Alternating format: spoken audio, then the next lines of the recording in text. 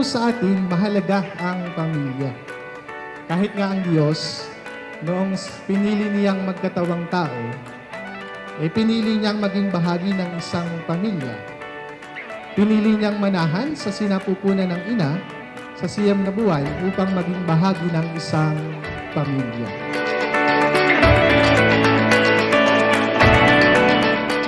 Hindi ho ba? Sa pamilya naman tayo umuwi kapag tayo ay nasasaktan o naguguluhan sa mga pangyayari sa buhay. Sa tahanan, ang pamilya ang ating uwian.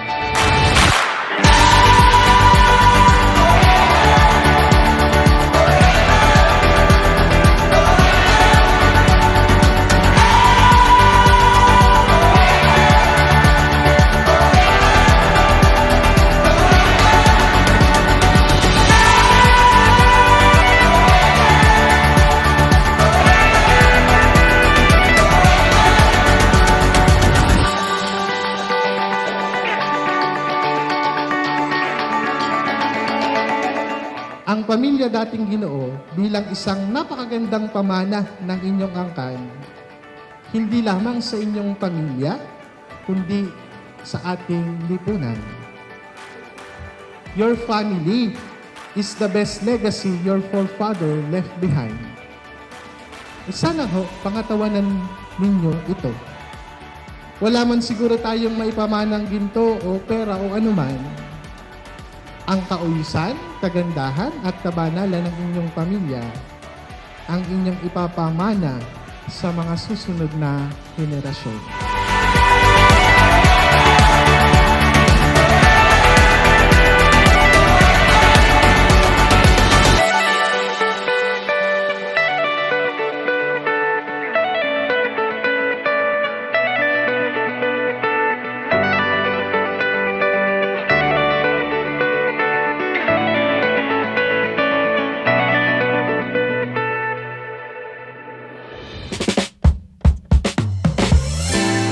Maraming salamat at welcome. Magsaya tayo ngayong araw na ito, magsama-sama at tayong lahat ay sumali sa anumang mga palaro o anumang mga gagawin sa araw na ito. In a room full of dimes, you would be $100 if being fine was a crime. Girl, they lock your little fine ass up in the tower. The way you move like you do, ooh, it's like you do it for a living.